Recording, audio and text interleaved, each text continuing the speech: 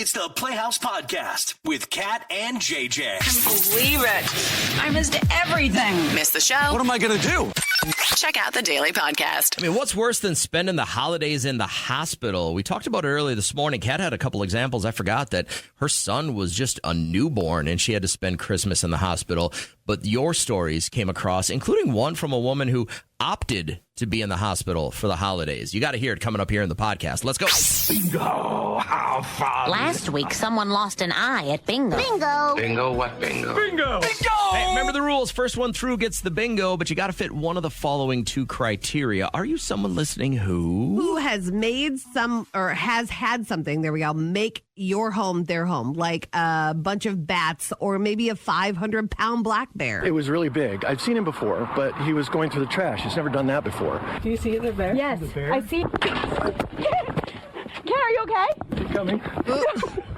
It went under into the crawl space as a home in California. Jeez. And just kind of made a home under there. How crazy. And Convenient. they would hear it under the baseboards, like the, like the whatever sounds they make because it's a bear.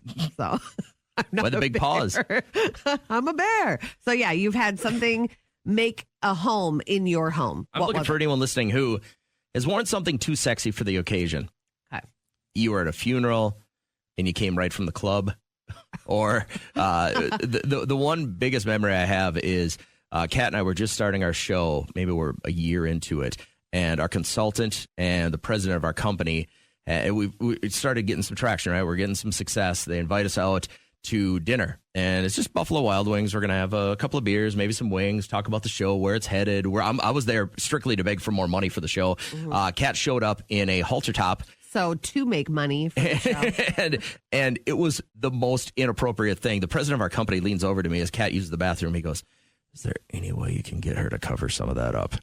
And I go, I don't know, man. I didn't bring an extra sweatshirt or anything like that. But I'm looking for anyone listening who has worn something just way too sexy for the occasion. And Kat's looking for anyone listening who had something make your home their home.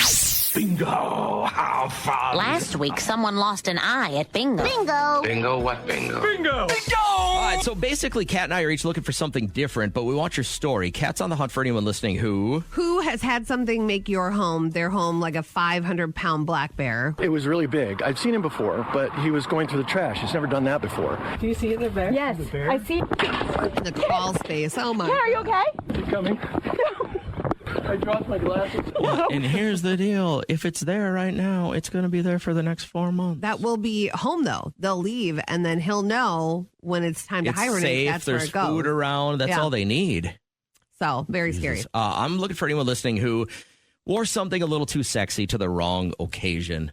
Like you showed up at a funeral in like a clubbing dress or something like that. Or your kid's kindergarten graduation in booty shorts.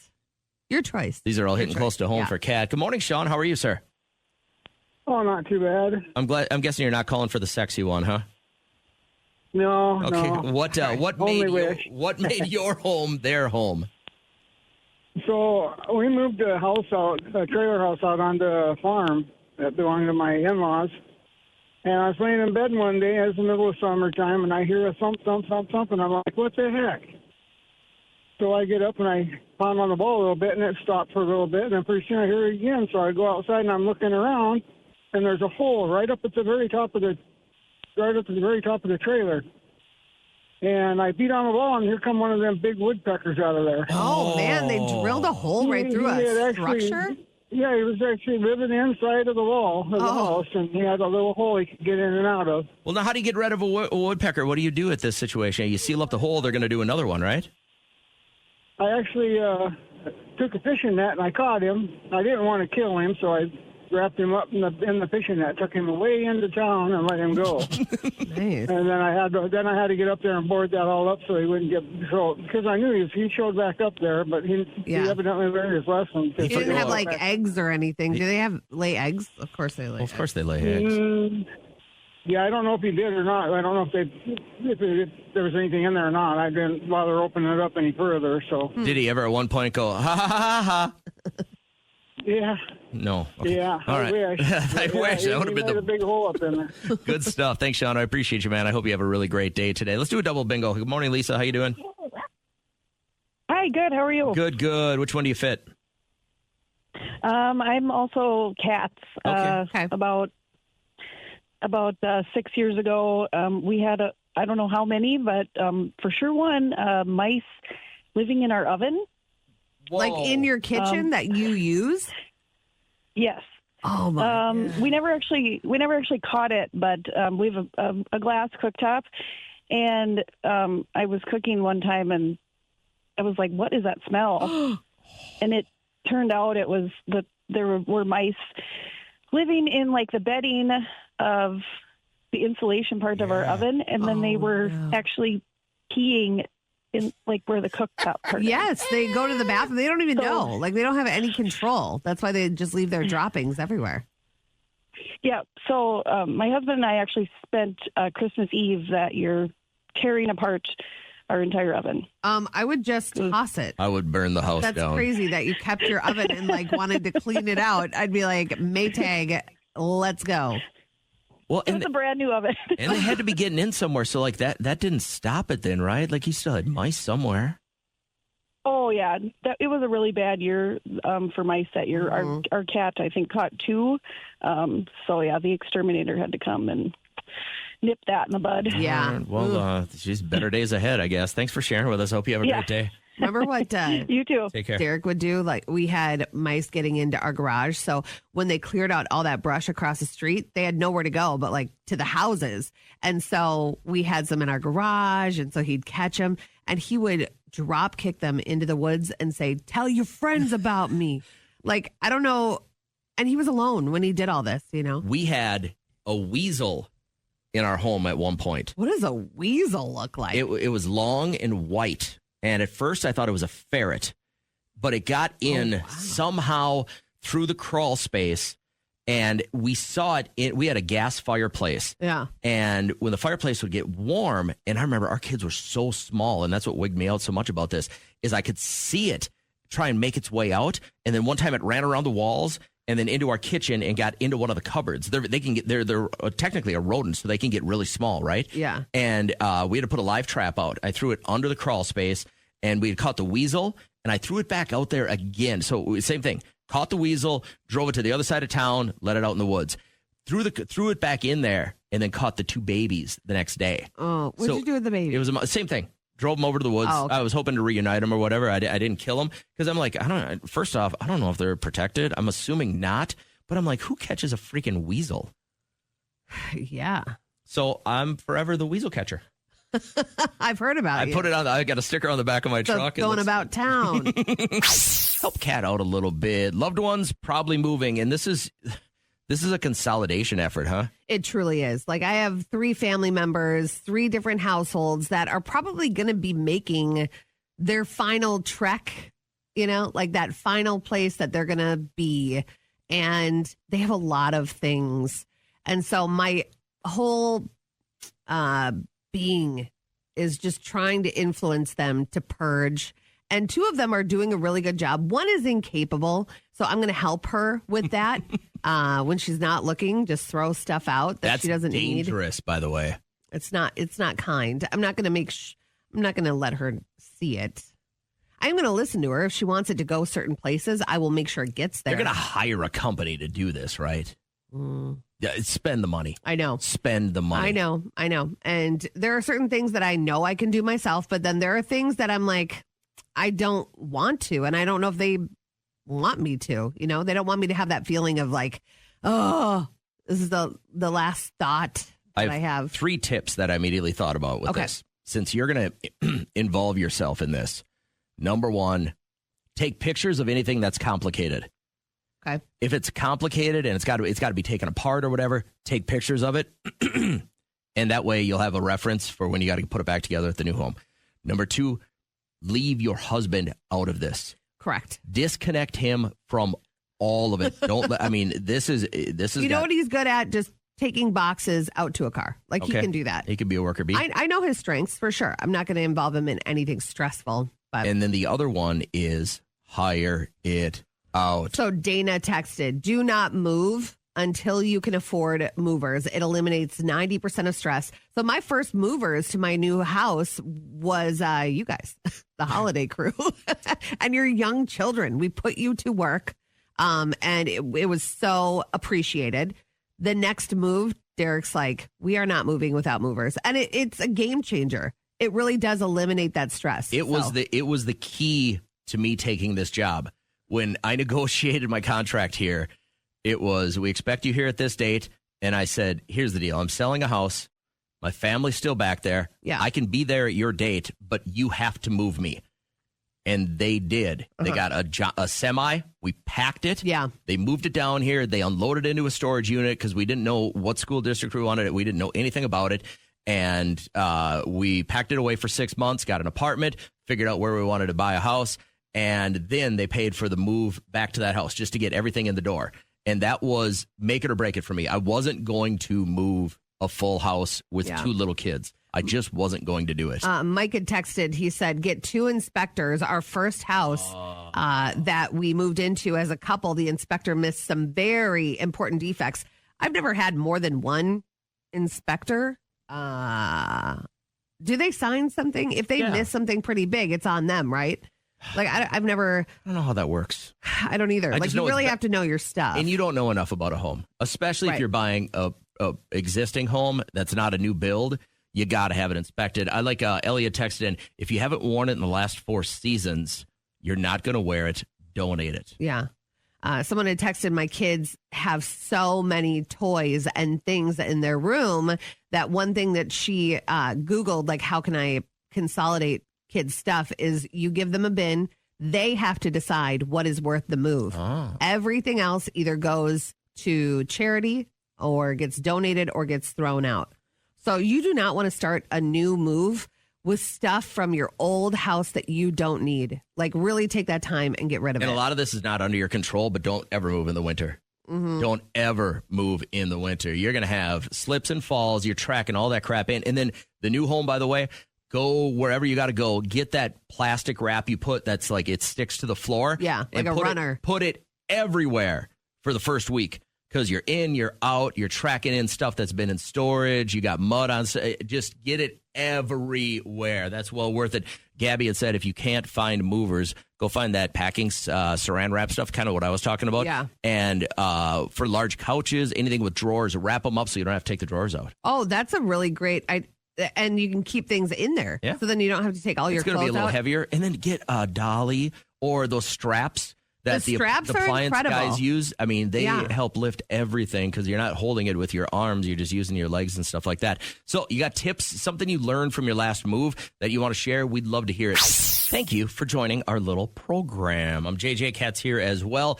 'Tis the season for the Elf on a Shelf. And what I love is that everyone's got a little bit of a different name for them. Did you know that we were the first radio station to launch Elf on the Shelf with the creator? So they had sent us all those fun Elf on the Shelf like promo boxes, and we were the first radio station to send out the legit first round of elves on the shelves. Elves on the shelves. But I love to see what they're up to because these things are up to no good. Let's see. 0479 sent in a picture of Sprinkles the elf this morning getting into the frosted sugar cookies. So what a mess. Azalea is on line 2, and what's your elf's name? Tippy. Tippy. All right. I'm going to leave that to interpretation, but what kind of crazy things has your elf done? Well, it pooped on my bread. What? So this morning, it left a bunch of footprints on our table in the living room. Okay. And it was eating a candy cane on our mini tree. That damn Tippy, like he's like when you're asleep, they just get crazy.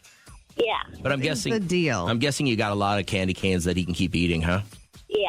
And how did you see the footprints? Were they like in flour or something, or was he doing like? I don't really know. Okay. I think it was in flour. All right. Okay. And have you ever seen Tippy move? No. Yeah, All it's right, well, crazy. keep an eye out. Yeah, it's crazy how they just stop as soon as you look, right? Yeah. Yeah. All right. Well, tell Tippy we said hi, and I hope you guys have a really great Christmas. Okay, you too. Bye, Azalea. Bye. I love when people get creative because My elf on the shelf sadly broke his leg for 4 years. And so he was just kind of perched up above watching everybody. So lame. A tense moment the other night. A reindeer escaped from a Christmas event in England. The police, the Coast Guard, the Royal Marines, they had to rescue it. They were able to use a drone to keep an eye on the reindeer until they were able to safely rescue it. So that's what happens when you have live animals to recreate whatever you're trying to. If you're out there wondering, like, why did they have to chase the tail? Because it's not gonna live in the wild. Yeah. I'm sure it's been raised in humanity, like, amongst civilization. You let that reindeer loose, it's just not gonna make it. I mean, wolves are gonna get it. So my mother-in-law signs Liam up since he was like 5 years old to be part of the live nativity scene at my mother's. What is he doing today this year? So he's always been the donkey guard. So you stand there, and there is a bucket that is belted to the back of this donkey. So the poop just goes right in the bucket. And he's like, it is so stinky. I don't even want that job anymore. He wants to like stand guard of the baby. Listen, I don't think he understands. You got the frankincense, you got the myrrh, you got the gold, you got Joseph, you got Mary, you got all the shepherds. Yeah. And But he gets the donkey. nobody ever really talks about the legend of the donkey guard that's in the Bible. The pictures are so He just stands funny. there He with just the stands there. He donkey. has a staff, and he just stands there. And the donkey is just always right next to him, and he has to hold the lead, and he's just like, just stands there. I always got to do we didn't have a live one at our church, but I always got to be the guy that sat in the big chair and read it. Because apparently I was the only person in my town that went to Lutheran church that could read. So from like 6 on, I would have the book, and I would sit there, and they'd clip the microphone on me, and I would read, and then I'd have to stop and turn and watch Mary say something, and then I'd have to start reading again or whatever. Yeah. But like I always really wanted to be a shepherd because all my friends were shepherds, and they got the cool outfit, they got the staff, right? Yep. And they would just stand there and tell jokes to each other while I was reading, and I always felt really left out. Well, let's make it happen for you this year. We'll Anybody find you a doing live nativity. I want to be Joseph in the worst Do way. you? You got to earn Like, that, you're bro. Jesus' dad. Like, let's go. Wednesday morning means lots and lots of cash to give away in the Playhouse. Right out the gates at 6:05, we're going to try and get you $50,000. And if that doesn't pan out, we have more cash for you at 7:20. So listen to the Playhouse Wednesday morning, get paid, and now you finish up the podcast. Do you remember when I went and got my hernia out, and it was like 2 days You got to before tuck back in. Thanksgiving? Yes, Yeah, I got it taken care of. People saying, I got my hernia out. I hear that all the time. Yeah, I Like, shouldn't you have said didn't that. get it taken out. You guys got to tuck it back in? They poked it back in, put the mesh over it, whatever. It was supposed to be like, I was supposed to be gone that day. Well, It's an outpatient. A lot of people don't know your history and how you got the hernia. Kat used to be a professional bodybuilder. Right. And towards the end of her career, she was going a little heavy. She was transitioning into that powerlifting There's a lot mode. of stress. And it was a heavy squat. Okay, and shut your mouth. Anyway, so Her guts I popped out. remember going in 2 days before Thanksgiving, and then I got home and I started feeling just this horrible pain. They had left a metal suture inside, and it was poking. God, how does that happen? I don't know. I don't know who was in charge of counting sutures. I don't know if there's somebody that does do that.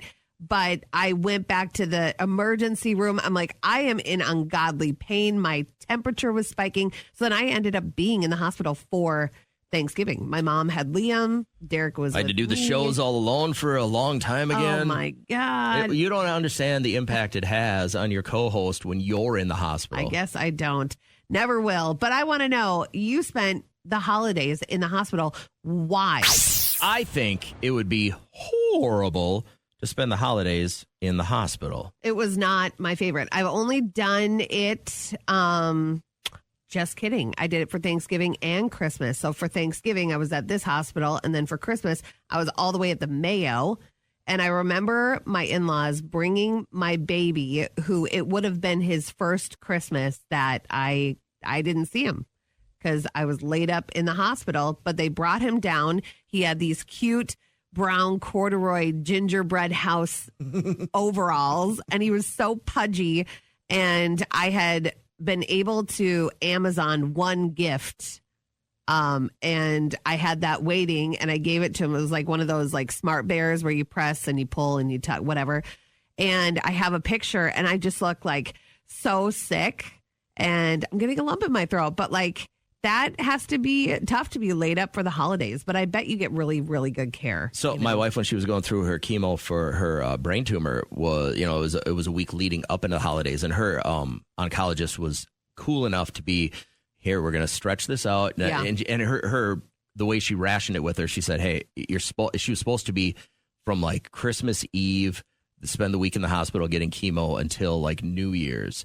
And she's like, we can push it back a week, but you should understand then that compounds for your last treatment being maybe a month later. Yeah. And my wife was like, absolutely. Like, I do not want to miss this. Right. So have you spent one of the holidays in the hospital? And Alicia, this was you last year? I did. Yeah, this was last year. Okay. And I told my husband that it was the only time my surgeon could meet for my breast augmentation surgery.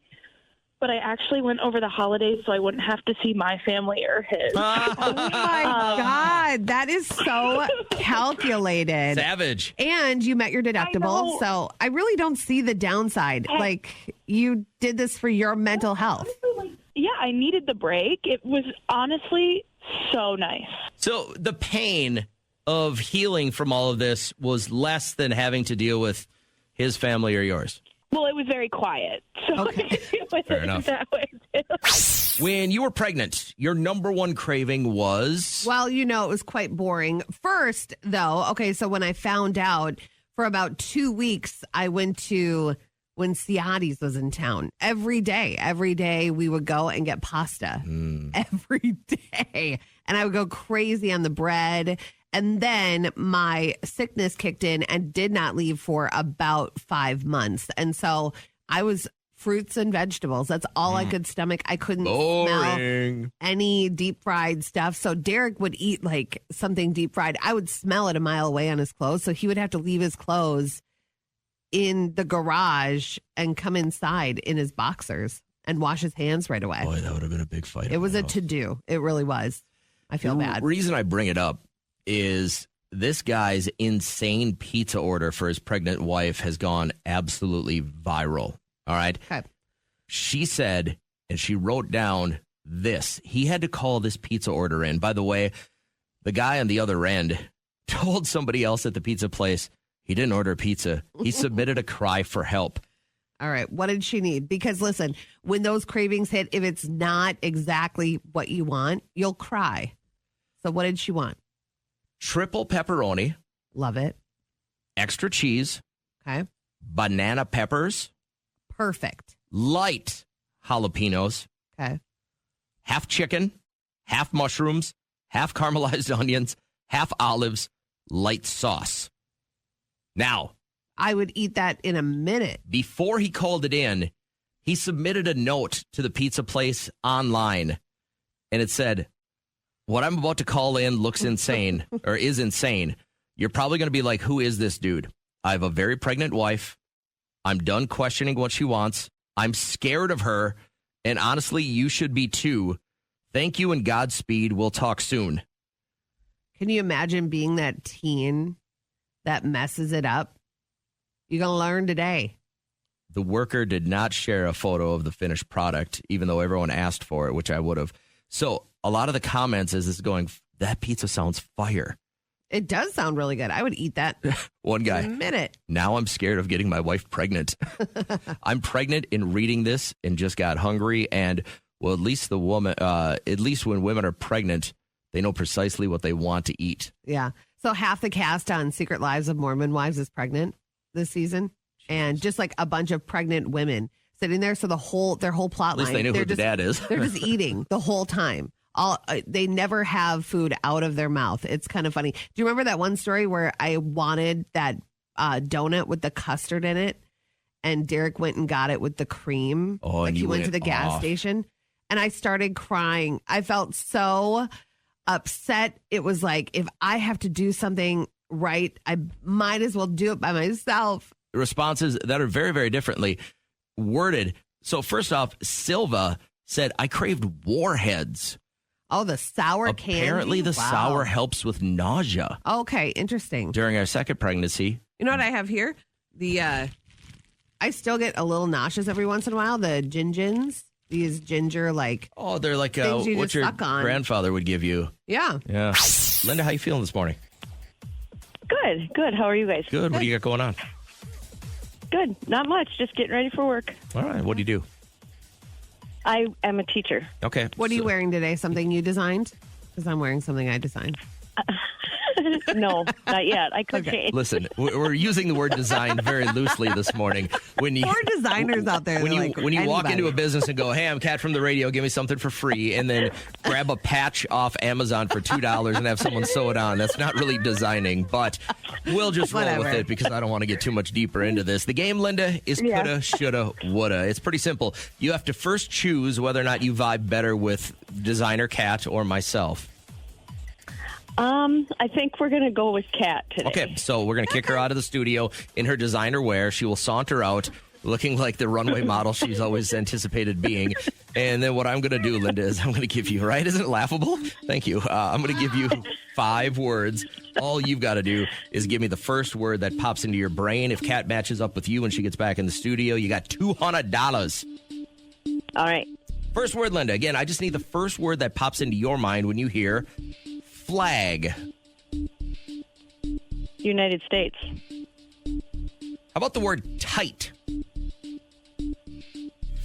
End. Oh, good one. Linda, what's the first word you think of when you hear mouse? Trap. Yep, me too. Linda, the first word that pops into your brain when you hear red. R-E-D. Apple. Okay.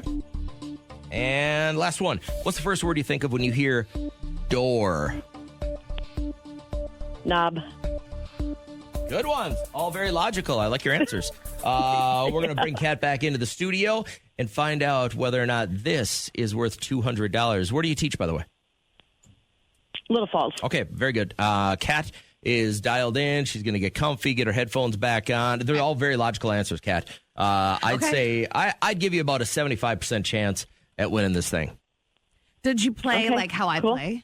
No, not necessarily. She just was logical. So let's get to it. Your first word, Kat. Again, the first thing that pops into your mind when you hear flag. Pull.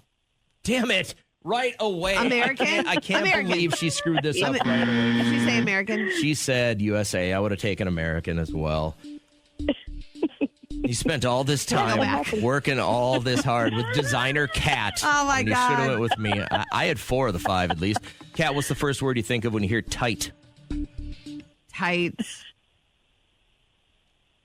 Closed. She said end. First word you think of when you hear mouse? Cheese. She said trap.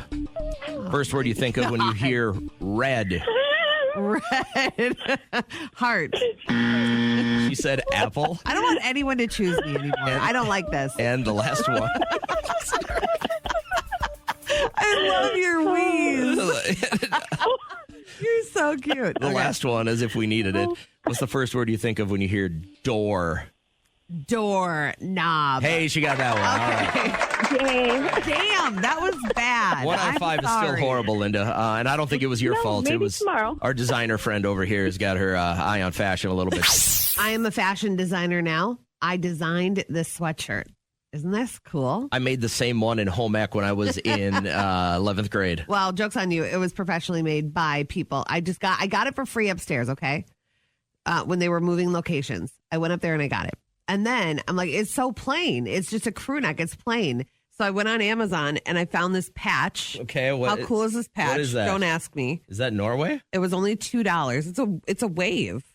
It's like a Japanese sun with a wave. Oh, to me, it looks like somebody from space was taking a picture of Sweden and Norway and then colored it to match the...